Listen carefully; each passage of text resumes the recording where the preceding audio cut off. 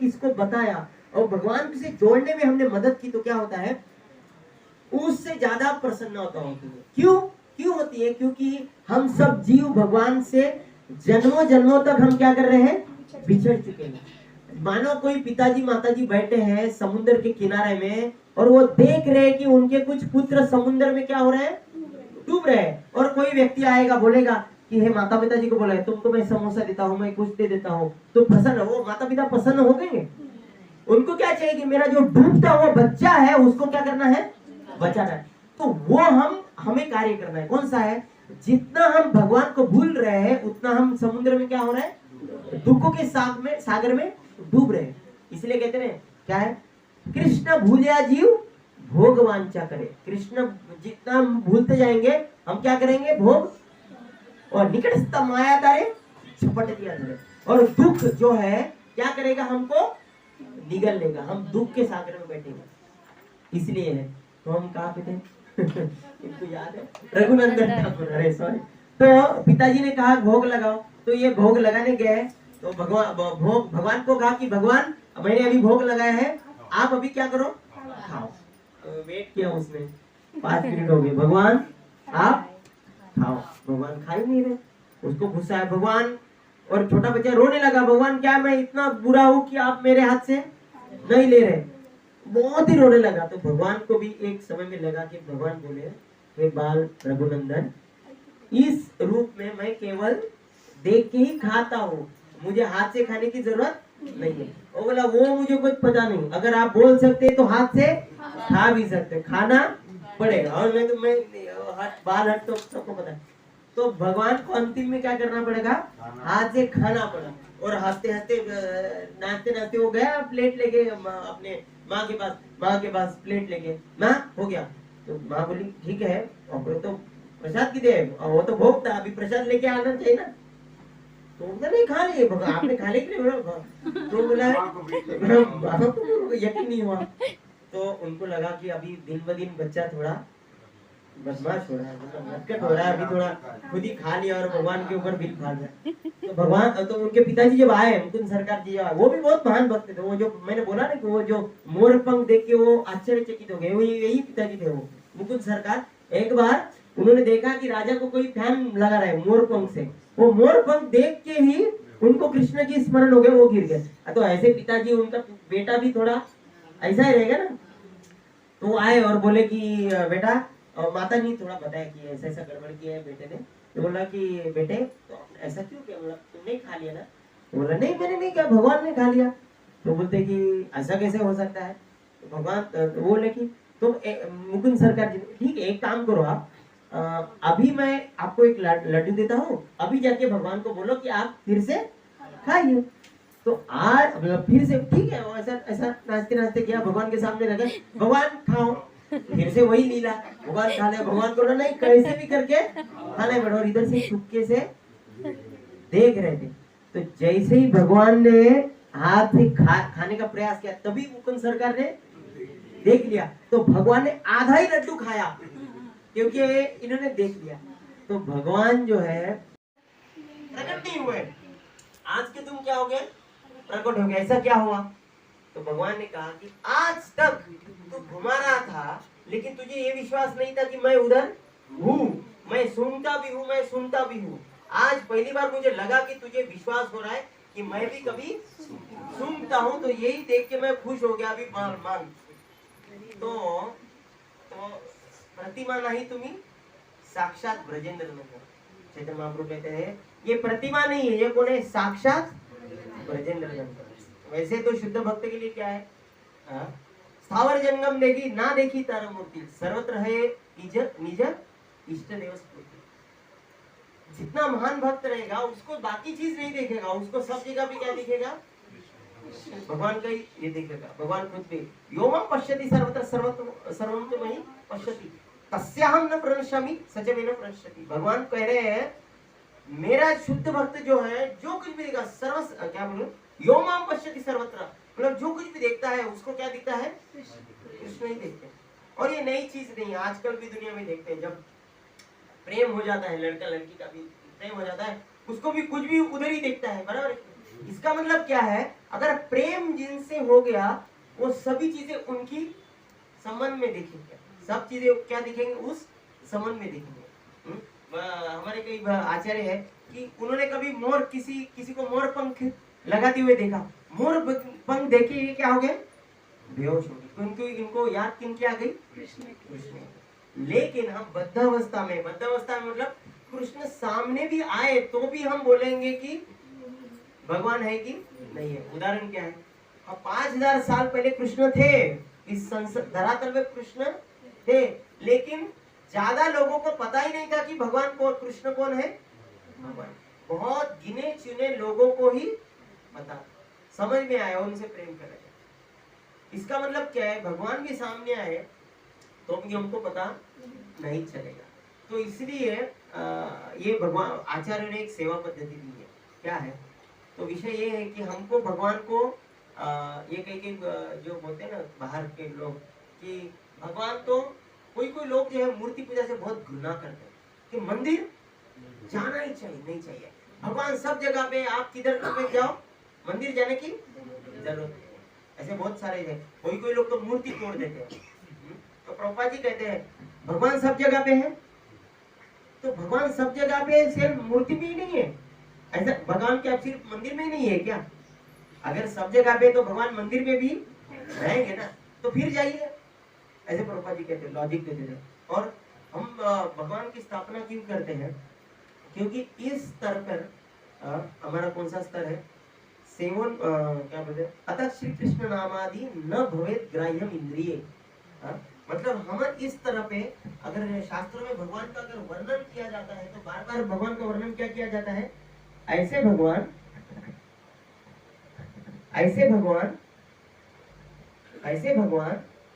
जो हमारे इंद्रियों से परे है, मतलब उनको कहा जाता है अधोक्षज, अध अक्षज, मतलब अपनी आंखों और इंद्रियों से क्या है? वो परे है। ऐसे भगवान को जब हम पाने की कोशिश करेंगे तो वो क्या नहीं है, मुश्किल है, उनको समझ पाना मुश्किल है। तो इसलिए आचार्य ने क्या बताया है? ये पद्धति कौन सी की? ये मूर्ति पूजा मतलब विग्रह पूजा। भगवान की विग्रह से हम क्या कर सकते? भगवान को देख सकते हैं हम। और सभी पत्थर भगवान है क्या? तो फिर यही भगवान है कैसा पता चलेगा? इसका कुछ उदाहरण है? प्रभुपाद जी बहुत उदाहरण देते हैं। विग्रह रूप में तो कोई भी रास्ते का आदमी अगर भगवान की ऐसे बना देगा, वो लकड़ी से क्या बोले, वो पत्थर को ऐसे बना देगा, तो क्या मतलब वो क्या छन्नी से तो क्या हो जाएगा? मतलब वो भगवान हो जाएंगे। हाँ, वो उसको कहते हैं प्राण प्रतिष्ठा मतलब जैसे ही मुझे कुछ सालों पहले ये रहता था ना, क्या बोलते हैं उसको, हम लेटर डालते थे, अलग दूसरी जगह पे लेटर पहुंचता था, तो हम लेटर डालने के लिए कहाँ पे डालते थे लेटर? पोस्ट ऑफिस में। और एक लाल डब्बा रहता था, क्या रहता था? बॉक्स रहता, उधर लिखता था। अगर लाल डब्बा इधर डालोगे तो लेटर कहाँ पहुंचता था? कौन से भी गांव में पहुंचता था। तो अगर हमने देखा कि अगर ये लाल बॉक्स में अगर डालेंगे तो मेरे मतलब मेरे लड़की के पास पहुंच जाएगा समझो, तो हम किसी भी रास्ते के ऊपर जो लाल डब्बा है उस पर डालेंगे तो पहुंच जाएगा कि लेटर? जो इंडियन पोस्ट ने अधिकृत किया है वही लेटर डालेंगे तो तभी जाएगा। इसी तरह से प्रभुपाद जी कहते हैं सभी सभी पत्थर की मूर्तियां भगवान नहीं होती। जब भगवान की मूर्तियों को पहले तो भक्त लोग प्रेम पूर्वक बुलाते कि भगवान हमें आपकी सेवा करनी है, और इतना ही नहीं, जब नियम रूप से हम देखते हैं भगवान को सेवा की जाती है तो उनका क्या हो जाता है, वो अपना वो पत्थर में भगवान जी क्या बोलते हैं उसको, जान आ जाती है। हम देखते हैं हमारे, मैंने खुद अभी मुझे याद है कि हम प्राक प्रतिष्ठा के समय फोटो, उसके पहले की मूर्ति के फोटो, जैसे दिन बढ़ते जाते हैं हमको लगता है उनके चेहरे में क्या आ रही है, ऐसे ऐसे रौनक आ रही है, ऐसे हंसते हैं मुड़ते है कि नहीं, मतलब जो भी है हमको दिखता है वो कोई ये नहीं है, क्या बोलते हैं उसको, प्रतिमा नहीं तुम्ही साक्षात तो वो दिखते हैं। तो इसका मतलब क्या है, अधिकृत मतलब क्या हो गया, पहली चीज तो जब भक्त लोग भगवान को बुलाते हैं, दूसरी चीज जो उनकी सेवा कर रहे हैं वो कितनी श्रद्धा पूर्वक सेवा करते हैं। अगर कोई मतलब क्या बोलते हैं इसको, पेट पुजारी रहता है ना, मतलब वो नौकरी वाला पुजारी, मतलब क्या है, मंदिर को ऐसा घुमाएगा, बस फूल डालेगा, तो मूर्ति में कुछ भी फर्क, हम भी देखते हैं कुछ कुछ ऐसे मूर्ति रहती है, हमको ही लगता है कि भगवान है कि नहीं। लेकिन हम देखेंगे बहुत सारे हमारे मंदिरों में भी, अभी अभी हम देखें ना, वो अयोध्या में भी जो राम लला की मूर्ति, देखिए वो जो मूर्ति बनाए हैं वो खुद बोल रहा है कि मैंने ये मूर्ति बनाई नहीं है। क्यों? क्योंकि इतने सारे भक्तों की श्रद्धा उसमें जुड़ी थी, भक्त इतने प्रार्थना कर रहे थे, तो भगवान को प्रकट होना तो बड़ा ही, कि भगवान को खींचने क्या है भक्तों ने इतने, ऐसा है। तो भगवान अपने आप नहीं आते, तो ये बहुत महत्वपूर्ण है कि भगवान अपने आप नहीं आते। तो जितनी हम श्रद्धा से भगवान की सेवा करेंगे, और प्रभुपाद जी ने कहा कि सभी गृहस्थों के लिए कि सबसे महत्वपूर्ण कौन सी सेवा है, विग्रह सेवा। सभी ने क्या करना चाहिए, घर में विग्रह होना चाहिए, कुछ ना कुछ तो। जगन्नाथ बोले, कभी कभी राधा कृष्ण मूर्ति हम नहीं रख पाते क्योंकि थोड़े उनके जो क्या बोलते हैं उसको, उनकी सेवा की जो स्टैंडर्ड थोड़े ऊपर है, मतलब ऊंचा है, कुछ भी ऐसा कोई भी ऐसा नहीं करना चाहिए। लेकिन जगन्नाथ बलदेव सुभद्रा मैया, गौर नित्याय लड्डू गोपाल, राधा कृष्ण भी रह सकते हैं अगर अच्छे से सेवा कर रहे हैं। तो हम जब भगवान की मूर्ति रख रहे हैं, मतलब क्या कर रहे हैं हम, अगर हम देखें हम जीवन में हमारा पूरा विचार क्या चल रहा है, मैं आज क्या करूंगा, मुझे यहाँ क्या करना है, मैं कौन से कपड़े पहनूंगा। जैसे ही भगवान आ जाते क्या हो जाता है, सवेरे उठते ही घर के सोचते हैं, अरे भगवान को उठाओ, जगाना है, भगवान को पानी लगाना है, इधर धूप हो गई अभी फैन लगाना है कि नहीं। मतलब हम दुकान में जा रहे हैं, कपड़े की दुकान में जा रहे हैं, लेकिन देखते हैं क्या, ये गहना भगवान को अच्छा रहेगा, भगवान को कान में है। तो हमारी पूरी जो बुद्धि है, देहात्म बुद्धि है, हम किन पे लगा रहे हैं, भगवान के सेवा में लगा। तो हम इस तरह से हम धीरे धीरे क्या हो जाते हैं, शुद्ध हो जाते हैं, बड़े हम धीरे धीरे क्या हो जाते हैं, हर छोटे बच्चे को लगता है कि मैं क्या होना चाहिए, बड़ा होना चाहिए, और बड़े वालों को लगता है कि मैं युवा होना चाहिए, है ना। और है कि ऐसी व्यवस्था है हमारी, क्योंकि हमारी देहात्म बुद्धि है। हमारी क्या बुद्धि है, देहात्म बुद्धि है। हम खुद को क्या मान रहे हैं, शरीर मान रहे हैं। जब तक हम खुद को शरीर मानेंगे हम ये दुख में संसार में पड़े रहेंगे। लेकिन जब तक हमको ये भावना नहीं आएगी, कौन सी, क्या जीवेर स्वरूप है नित्य कृष्ण, हम भगवान के दास है, चाहे हम हिंदू रहे या चाहे हम मुस्लिम रहे, क्रिश्चियन रहे, कुछ भी रहे, लेकिन हम भगवान के क्या है, कृष्ण को कोई ऐसे मतलब कोई अलग अलग रूप में देखे, लेकिन हम सब को भगवान के दास। तो हमारा स्वरूप, हमारा ये क्या बोलते हैं इसको, भगवान एक बहुश्याम, भगवान ने खुद को विस्तारित किया। किसके रूप में विस्तारित किया, जीवों के रूप में विस्तारित किया। क्यों विस्तारित किया, पापा जी कहते हैं एक बड़ा जमींदार है, हाँ? बहुत अमीर है, सब पैसा पार्टी है, लेकिन फिर भी वो क्या करता है, कुछ दिन के बाद में शादी करता है। शादी करके वो खुश होता है क्या? नहीं, बाद में क्या करता है, बच्चे करता है। क्यों? क्योंकि वो खुद का आनंद क्या करना चाहता है, विस्तार करना चाहते हैं, जब अनुभव करना चाहता है। तो उसी तरह से भगवान जो है, भगवान ने हम सभी जीवों की उत्पत्ति क्यों की, जिससे कि हम उनसे आदान प्रदान करें। क्या करें, हम सभी भक्त उनकी सेवा में करें। और हमको ये सेवा शब्द सुनने से क्या लगता है, हमको लगता है सेवा मतलब क्या है, नीचा दिखना, मतलब दास, मतलब ऐसा कुछ तो ऐसा। क्योंकि वो रहता है ना, क्या बोलते हैं उसको, जिसने क्या बोलते हैं उसको, गर्म दूध पी ली है, मतलब छाछ भी क्या करता है वो भूख। इस संसार में हम किसकी सेवा करते हैं ना, उसमें हमको ये नहीं आता है। तो हमको दास, सेवत्व, ये शब्द जो है ना बहुत कड़वे लगते हैं। लेकिन ये जो है ना, ये शब्द जो है परम आनंद के शब्द है। कौन सी? सेवा, दासत्व, ये क्या है, सबसे ऊंचे शब्द है। इसलिए सभी क्या बोलते हैं, नहीं मैं आपका क्यों कौन हूँ, दास हूँ। आध्यात्मिक जगत में है, लेकिन ये भौतिक जगत में ये गड़बड़ है। तो भगवान ने जब हम सबकी उत्पत्ति की है, किस लिए की है, कि हम उनकी सेवा करें। और सेवा नहीं करें, भगवान को सेवक नहीं चाहिए थे, भगवान को आनंद बांटना था। लेकिन आनंद बांटने का एक ही मौका है, कौन सा है, सेवा से। समझ गए ना? तो जब हम सेवा करते हैं तो अपने आप अंदर से क्या मिलती है हमको, आनंद, परमानंद मिलता है, इसे असंतुष्टि मिलती है जब निस्वार्थ है। इसलिए कहते हैं सवे पुंसा परो धर्मो यतो भक्तिर अधोक्षते अहैतुकी अप्रतिहता यह आत्मा सुप्रसिद्ध। हम चाहे कितना ही पैसा कमा ले, चाहे पूरे देश में हमारा नाम बहुत प्रचलित हो जाए, बहुत फेमस हो जाए, सब सुख मिल जाए, लेकिन हमको हृदय में संतुष्टि नहीं मिल सकती जब तक हम, यह आत्मा सुप्रसिद्ध है, जब तक हम भगवान को दो चीजों से सेवा नहीं करते। कौन सी? अहेतुकी और अप्रतिहता। अहेतुकी मतलब बिना किसी हेतु के, मतलब सुख संपत्ति घर आवे, कष्ट मिटे तन का स्वामी, बराबर है? ये ऐसे, मतलब हम बोल सकते हैं, लेकिन हम लोग क्या बोलते हैं, ये भाव नहीं होना। अगर ये भाव होना चाहिए तो जैसे प्रहलाद महाराज बोलते हैं, क्या बोलते हैं, वानिक, भगवान बोलते हैं, भगवान प्रहलाद महाराज ने, भगवान जब जैसे ही भगवान नरसिंहदेव के आगे गए, नरसिंहदेव बहुत खुश हो गए, प्रहलाद कुछ तो मांगो।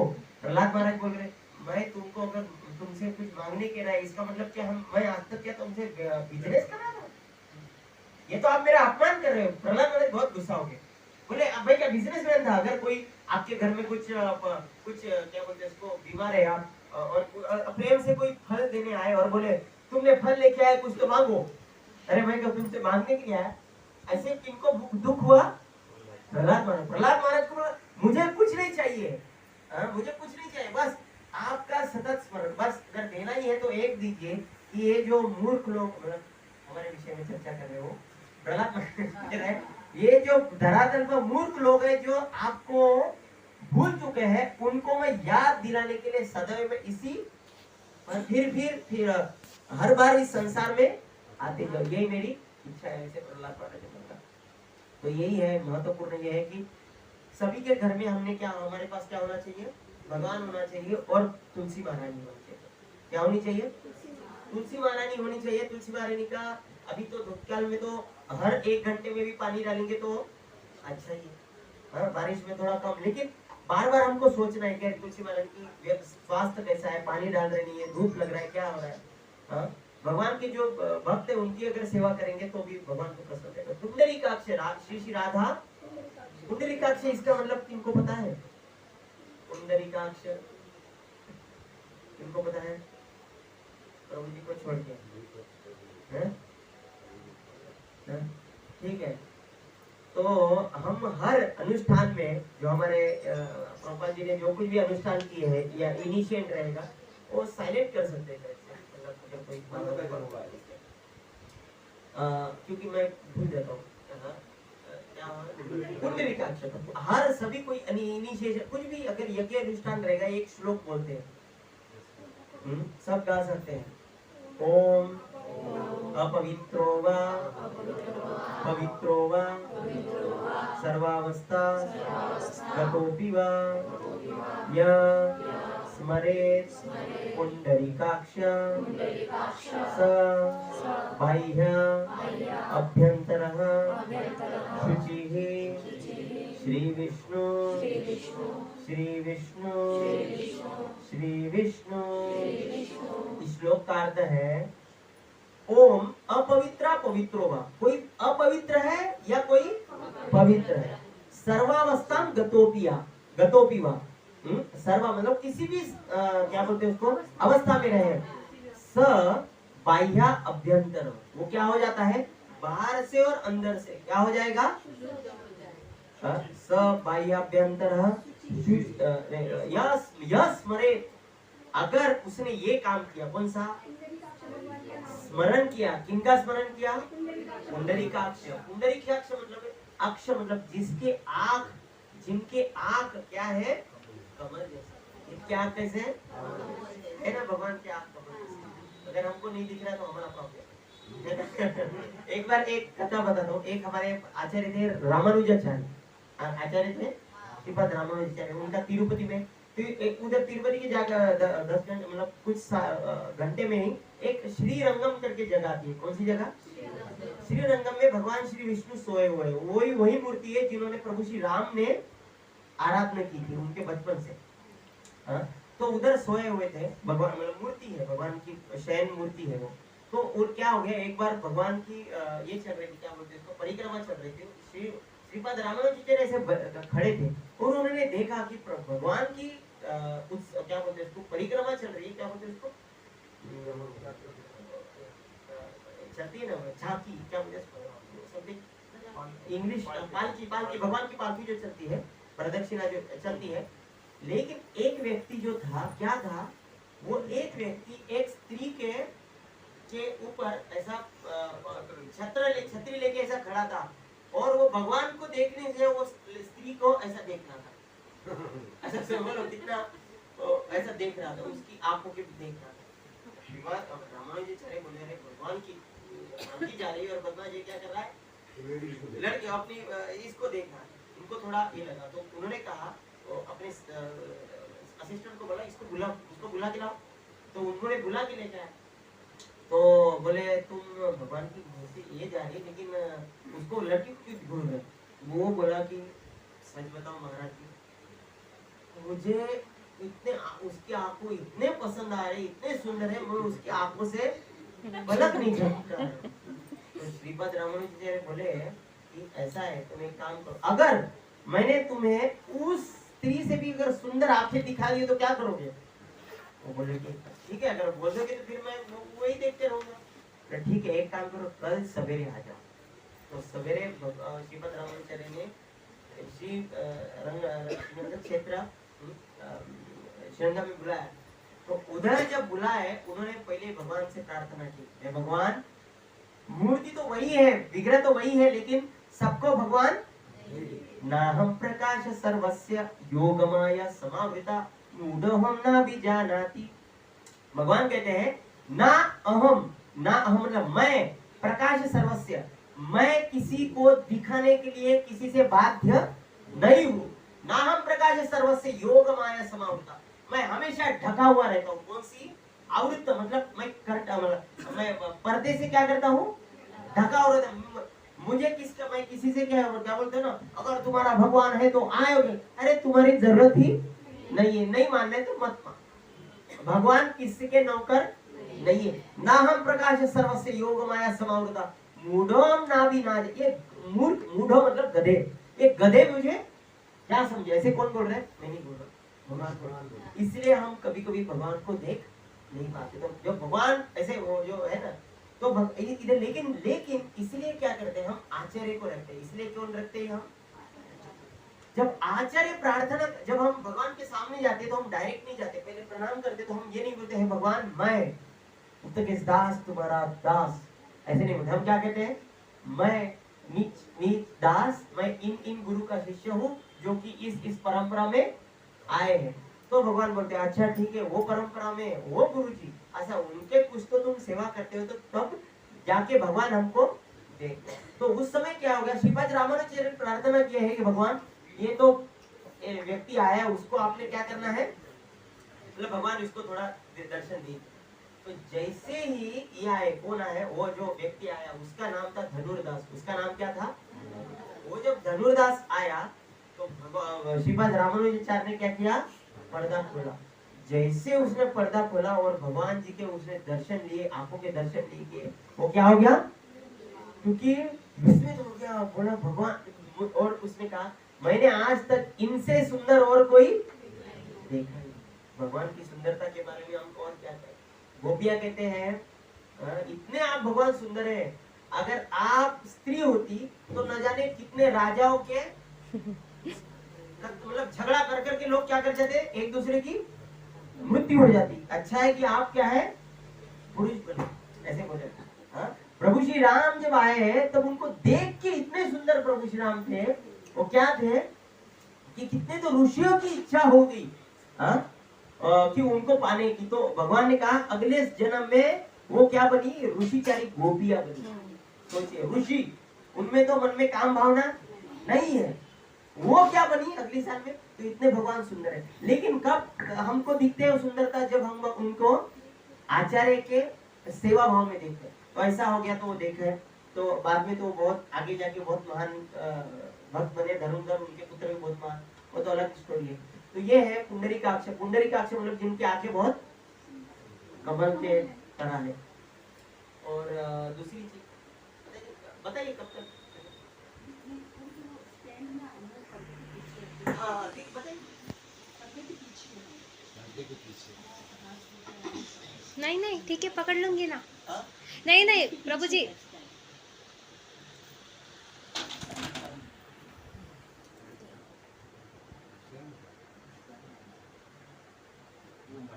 नीचे नीचे माता जी बाजू में। अच्छा अच्छा जी, ये स्टैंड, अच्छा ये स्टैंड लेके चलिए।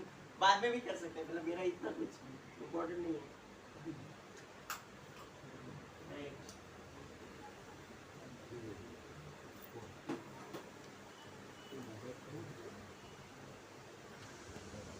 हरे कृष्ण।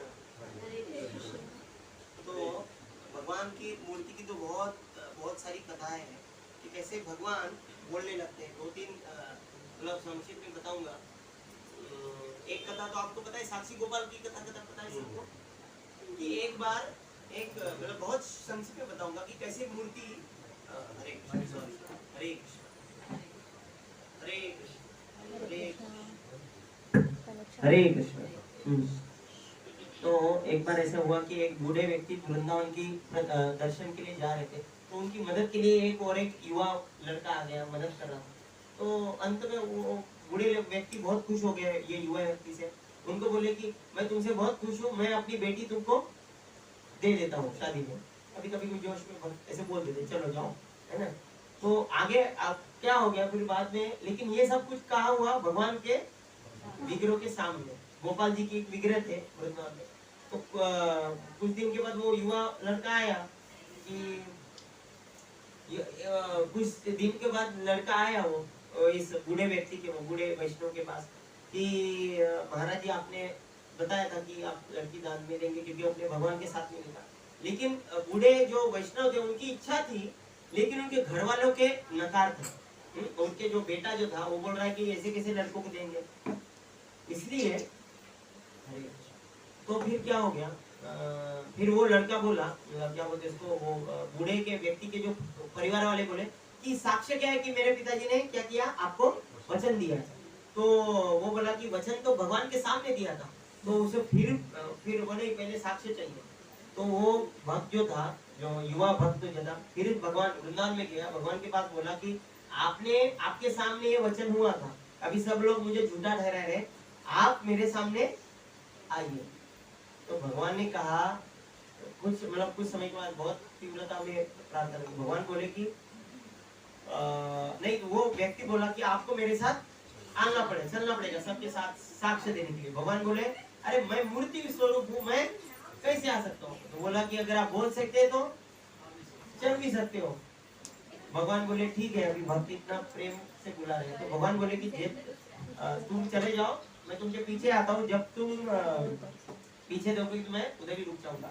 तो वो आज वो वैसे करके जगन्नाथपुर के बाजू में थोड़ा एक गांव है, उस मूर्ति का नाम, उस विग्रह का नाम है साक्षी गोपाल, बहुत फेमस है वो। ऐसे बहुत सारी कहानी है भगवान की। एक जो है, एक और आचार्य है हमारे, वो उनका गांव भी नाम है श्रीखंडी, श्रीखंडा नाम का, श्रीखंड ऐसा गांव का नाम है। रघुनंदन उनके नाम, उनके पिताजी का नाम है मुकुंद सरकार। उनके वो जो है वो क्या थे, मुकुंद सरकार की बहुत महान भक्त। मैं संक्षिप्त में थोड़ा फास्ट बता रहा हूँ, तो बहुत सारी कहानी है मूर्ति के ऊपर, विग्रह के ऊपर। एक बार ऐसा हुआ कि पिताजी हर रोज भोग लगाते थे भगवान को, लेकिन एक बार उनको कुछ काम के लिए जाना पड़ा। तो उन्होंने क्या कहा अपनी पत्नी से कि अपना जो छोटा बेटा है रघुनंदन, आज उसको रघुनंदन को बताओ कि भोग लगाना है। तो माता ने बताया बेटा रघुनंदन जाओ और भगवान को भोग लगाओ। तो रघुनंदन के पास कुछ तो 2-4 लड्डू दिए गए, और उसने भगवान के सामने रखे। और भगवान तो माता ने कहा कि भगवान को भोग लगाना है, तो भगवान को भूख लगी है, उनको खिलाना है। तो वो गए और लड्डू रखा भगवान के सामने, जो कुछ मंत्र शायद से माता ने बताया पढ़े, और बोले कि हाँ भगवान अभी खा लो। अभी भगवान थोड़ी ना खाएंगे सबके सामने। हाँ? तो अच्छा, भगवान क्यों नहीं खाते सबके सामने थे? भगवान खाते हैं कि नहीं खाते? खाते हैं। फिर कैसे खाते हैं?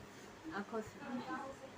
अच्छा, तो अंगानि यस्य सकलेन्द्रिय वृत्तिमन्ति पश्यन्ति पान्ति कलयन्ति चित्रं जगन्ति।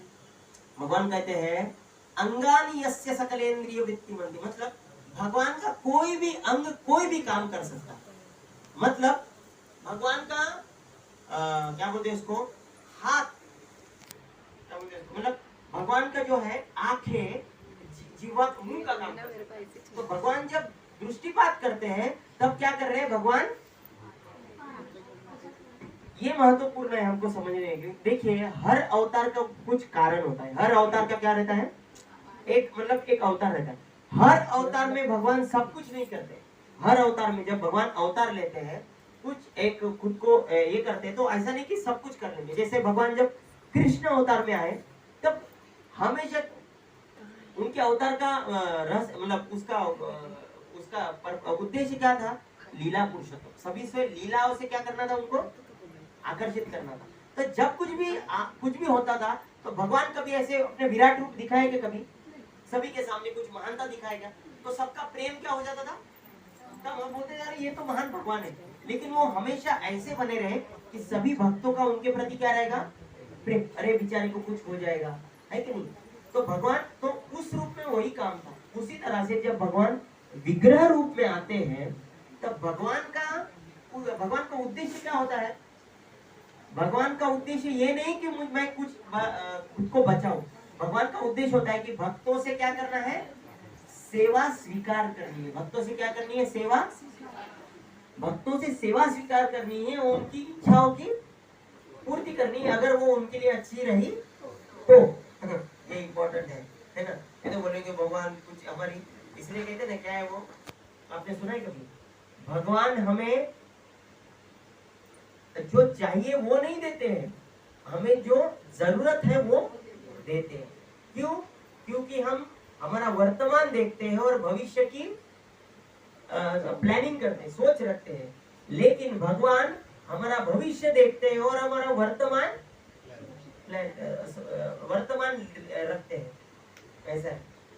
हरे कृष्ण। बहुत सारे लड्डू गोपाल आ गए हैं, बहुत खुश लग रहे हैं। ये तो बहुत ही खुश तो हाँ, सब क्यूट, सब छोटे छोटे, सबको एक एक जगह पे बैठा दिए। हरे कृष्णा। छोटे छोटे बाल गोपाल जो है अपना अपना स्थान ग्रहण कर लीजिए। हरे कृष्णा। और डिस्टर्ब ना करे हमारे कथा प्रवचन से। हरे कृष्णा। अगर हमको सोच रहे हैं कि है वो सुन रहे हैं प्रसन्न, तो प्रसन्न हो गए। भगवान कहते ये यथामान प्रपद्यन्ते ताम तथैव भजा। जो जिस भावना से भगवान के पास हम आएंगे, उसी भावना से वो क्या भगवान क्या करेंगे? हमारे से क्या करके आदान प्रदान करेंगे। अगर किसी ने सोचा कि इस दुनिया में भगवान नहीं है, तो भगवान उसको दिखा देंगे। उसके जीवन में ऐसे प्रसंग आएंगे कि उसको समझेगा कि भगवान नहीं है। लेकिन हमको लगेगा, अगर हमने विश्वास है कि भगवान है, तो जीवन के पल पल मतलब पद पद पे हमको दिखेगा कि भगवान का क्या है, हमारे जीवन का हाथ है। ये ऐसा हुआ, देखो भगवान है। तो भगवान जो है, जितना हमारी श्रद्धा है उतना ही हमको दिखाए, क्योंकि जैसे हम नाम प्रकाश सर्वस्या योग माया हम अपने खुद को ढक लेते हैं। तो हम कौन सी स्टोरी में थे? हाँ, रघुनंदन की स्टोरी में थे। तो रघुनंदन भगवान के सामने आए, पता तो इसमें व्यक्ति में बता रहा था, बहुत हमारे भागवत में मतलब कोई प्रश्न भी पूछा था ना अमोक लीला प्रभु जी को, इस बार आए थे तो प्रभु जी को, कि एक व्यक्ति ने कहा कि अरे जो भगवान की मूर्ति है, हाँ, लड्डू रखा है, उधर चूहा आ रहा है, चूहा खा के चला जा रहा है, हाँ? जो भगवान खुद के सामने आए हुए लड्डू को नहीं बचा सकते, चूहा घूम रहा है सबको, वो हमारी क्या रक्षा करेंगे? तालियां, बहुत सुंदर, क्या बोलते हैं इसको, क्या बोलते हैं इसको, क्या लॉजिक है, बराबर है? हाँ, नहीं रघुनंदन नहीं बोले, ये दूसरी कथा चल रही है बीच में। एक व्यक्ति ने, नास्तिक व्यक्ति ने ऐसा कहा कि जो मूर्ति खुद को बचा नहीं सकती है, मूर्ति के सामने चूहा आता है, कॉकरोच आते हैं, लेकिन क्या वो कुछ कर सकती है? हमको करने का अंतिम में करना किसको पड़ता है? हमको ही करना है। तो वो हमको क्या बचाएंगे जो खुद को नहीं बचा सकते? उसका उत्तर क्या है? तो चूहे पे भी दया कर रहे हैं, नहीं, वो चूहे के रूप में आके खा रहे हैं भगवान। अच्छा, चूहे के रूप में भी खा सकते हैं ऐसा, ये भी हो सकता है, लेकिन अधिकृत उत्तर ये है कि भगवान का विग्रह जो रूप है वो उसलिए स्थापित हुआ है जिससे कि भक्त उनकी सेवा करे। तो जैसे भगवान छोटा बच्चा है, तो माँ यशोदा अगर नहीं दूध पिलाएगी तो भगवान कृष्ण रोएंगे कि नहीं रोएंगे? अगर कृष्ण कहे यशोदा तुमके दूध से हमारा कुछ नहीं होता, मैं तो दूध सागर में लेटा हुआ हूँ, तो कुछ प्रेम का आदान प्रदान होगा क्या? भगवान विग्रह रूप में क्यों है? क्योंकि वो एक छोटे बालक की तरह पूरी तरह से, जिन्होंने उनकी स्थापना की है, जो उनके सेवक है, उनके ऊपर निर्भर है। तो भगवान को पसंद है। जब यमन लोग अटैक करते थे उस समय, मतलब मुगल को राज्य था, तो भगवान की मूर्ति तोड़ लेते थे, तो भगवान खुद को क्यों नहीं बचाए? भगवान को बचाने के लिए भक्तों ने कई खुद की जान भी दी थी। इतना ही नहीं, भगवान को छुपा देते। यही उनका विस्तार इसीलिए हुआ था कि वो पूरी तरह से भक्तों के ऊपर निर्भर रहे। उनका वही काम है। शक्ति दिखाने के लिए बहुत कुछ चीजें भगवान की, शक्ति दिखाने के लिए, समझ गए कि नहीं? मतलब महत्वपूर्ण यह है कि भगवान जब विग्रह रूप में आते हैं तब किस लिए आते हैं? हमारी सेवा स्वीकार के लिए। तो अगर हमने भगवान को भोग नहीं लगाया है तो सच में भगवान को तकलीफ होती है, समझ गए कि नहीं? क्योंकि वो इसीलिए है, उस स्थान पर आए हुए। इसलिए हमारे अपने इस्कॉन में जो है, किसी को भी मतलब क्या बोलते हैं उसको, हमको कोई भी ऐसा जगह मिली, किसी ने जगह दी तो मंदिर स्थापन नहीं कर सकते। इस्कॉन अलाउड नहीं करता है। उस जगह पे कम से कम 6 ब्राह्मण चाहिए। बहुत कुछ नियम है, उतने मतलब बहुत हमारे नियम है, इतने विग्रह होना चाहिए वो, क्योंकि अगर भगवान को हम भुला रहे हैं तो उनकी अच्छी तरह से सेवा होनी चाहिए। ये बहुत महत्वपूर्ण है। दूसरी एक मुझे मैं ज्यादा समय नहीं लेना चाहता, जब भी आपको संचित करना बता दीजिए माता जी। तो जैसे अब माता जी ने ये भी कहा था कि आने कुछ दिन में ये है, क्या है, नरसिंह चतुर्दशी। तो नरसिंह चतुर्दशी का जो ये है, तो एक श्लोक बहुत आता है श्रीमद् भागवतम की, भगवान अपने भक्तों की क्या बोलते हैं, भावना के अनुसार आता है। यद्यत वो श्लोक नहीं आता, विभावन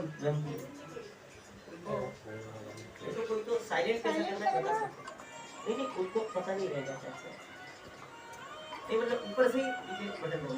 हरे कृष्ण। तो हरे कृष्ण, तो क्या हो गया सबको, जैसे कि हमको पता है कि प्रहलाद महाराज किनके बेटे थे? हिरण्यकशिपु किनके बेटे थे? कश्यप ऋषि के। और दूसरे पुत्र कौन थे?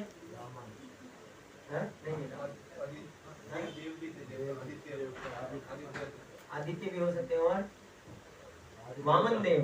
तो वामन देव और हिरण्यकशिपु कौन है?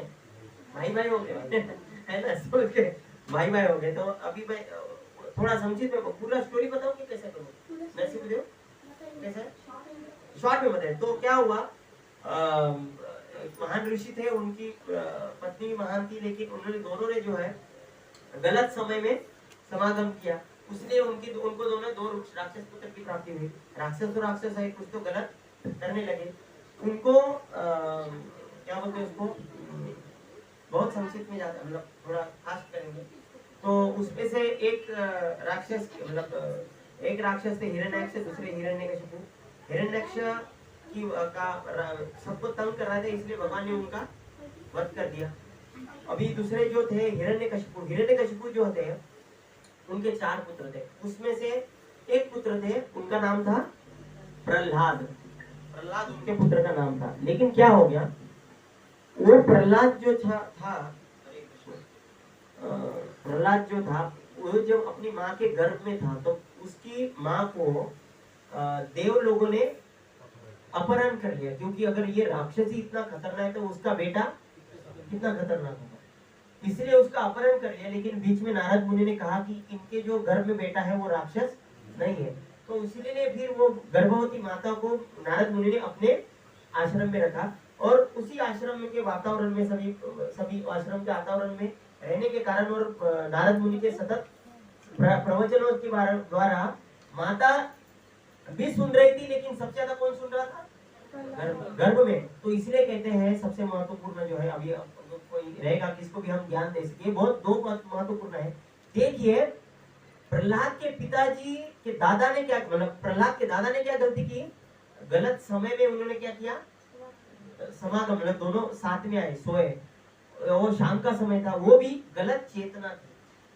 जिस चेतना में पति पत्नी साथ में आएंगे तो उनका पुत्र भी क्या होगा। इसलिए शास्त्र में कहा गया है कि पुत्र प्राप्ति करने के लिए हमको लगा तो कर दिए, ऐसा नहीं करना चाहिए, हमको सोचना चाहिए, हमको भगवान का क्या चाहिए, भक्त चाहिए। इसके हम वो एक यज्ञ है, वो क्या है, भगवान इसलिए कहते हैं धर्माविरुद्ध कामेषु धर्माविरुद्ध भूतेषु कामोस्मि भरतर्षभ। भगवान कहते हैं धर्म के नियम के अनुसार अगर कोई काम जीवन रहता है, वो काम जीवन कौन है, मैं हूँ। क्योंकि उससे किनकी उत्पत्ति होती है, इस समाज में महान भक्तों की उत्पत्ति होती है। बहुत बड़ा ये हो गया। दूसरी गलती नहीं कह सकते, जब गर्भ में थी, और अभी प्रहलाद का भी जन्म कैसे हुआ था, कि अभी है तो बताइए थोड़ा, सॉरी। क्या हो गया था, हिरण्यकशिपु जब तपश्चर्या कर रहे थे तो नारद मुनि जी एक तोते के रूप में आए, उधर बार बार कहने लगे नारायण नारायण नारायण कहने लगे।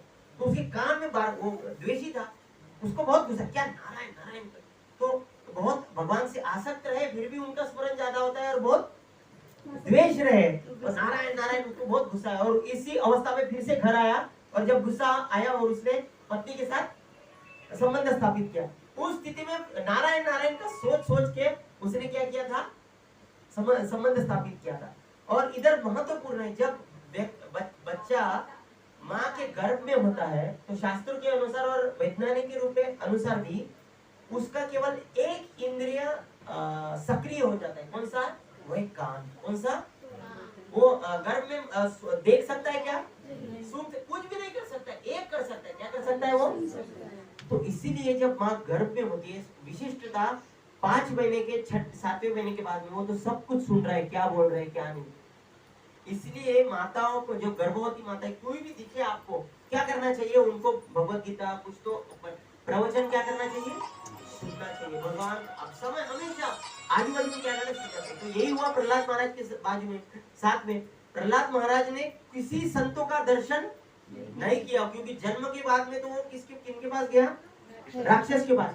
तो लेकिन उनका दर्शन कब हुआ, कानों से उन्होंने नारद मुनि को सुना, इतना श्रवण किया कि गर्भ के बाद में भी वो याद रहा। तो सभी जीवों को याद रहता है। हरे कृष्ण। तो क्या हो गया, फिर उनका जन्म हुआ तो उनके पिताजी ने उनको एक क्या बोलते हैं उसको, राक्षस के पाठशाला में भेजा। पाठशाला में भी कुछ उनको गलत सिखाने का प्रयास किया, लेकिन उनका फर्क नहीं पड़ा, उल्टा उन्होंने ही क्या बोलते हैं उसको, अपने पिताजी ने हिरण्यकशिपु को उल्टा उन्होंने बताना चालू किया कि हे पिताजी, अगर अपने जीवन का क्या करना चाहते हो, लाभ करना चाहते हो, कि भगवान की क्या करो, सेवा करो। वो कहते हैं अगर इस संसार में व्यक्ति ने कुछ भी पा लिया, सभी तीनों लोगों का अगर लोग भी हो गया, लेकिन जिसने खुद के मन और इंद्रियों को नियंत्रण नहीं किया है, वो कभी सुखी नहीं हो सकता। ऐसा क्या है? तो फिर उसको हिरण्यकशिपु राक्षस था, उसको बहुत गुस्सा आया, तो उसने क्या किया, हिरण्यकशिपु ने प्रहलाद महाराज को मारने की कोशिश की, फिर भी प्रहलाद महाराज को कुछ भी नहीं। अंत में उनके जो शिक्षक थे उन्होंने कहा कि हे महाराज आप उसको मत मारिए, हम ही कुछ तो उसको करते। तो फिर से उसको पाठशाला लेके गए, लेकिन अभी क्या हो गया, पाठशाला लेके गए तो भक्त है, भक्त कभी शांत नहीं बैठ सकता, तो खुद की भक्ति का वो क्या करने लगा, प्रचार करने लगा। एक भक्त 10 भक्त बनाने लगा। तो ये स्कूल जो टीचर थे वो बोले हमारे राक्षसों का स्कूल है, ये खुद भक्त है तो ठीक था, अभी ये क्या होने लगा, बाकी सब को भक्त बना देगा। तो यही प्रभुपाद जी कहते हैं ये लक्षण है। अगर भक्त है इसका लक्षण क्या है कि वो शांत नहीं बैठेगा, खुद की भक्ति को दूसरे में देगा, दूसरे को भक्ति, क्योंकि वो देख रहा है अगर हमको दूसरे को भक्ति के विषय बताने की इच्छा नहीं हो रही है, इसका मतलब हमको खुद ही आनंद, अगर हम खुद आनंद ले रहे तो हमारे पहला रिएक्शन क्या होगा, अरे भाई बहुत सुंदर है तुम भी लो। अगर कोई रहता है ना, कोई पी रहा है बहुत आनंद दे रहा है, तो क्या करेगा, क्योंकि ये कम, कभी भी रस कभी कम, जितना बांटेंगे उतना हमें लाभ मिलेगा। यही है मतलब प्रहलाद महाराज ने ये किया। और भगवान कहते हैं भगवद गीता में, न च तस्मात् मनुष्येषु न कश्चिन् मे प्रिय कृतमः भविता। भगवान कहते हैं कि ना भविष्य में ना भूतकाल में ऐसा कोई प्रिय व्यक्ति हुआ है, ऐसा व्यक्ति कोई मुझसे प्रिय नहीं। कौन व्यक्ति है जो कि मेरे विषय में दूसरे को बताता है। भगवान को आप फूल चढ़ाइए,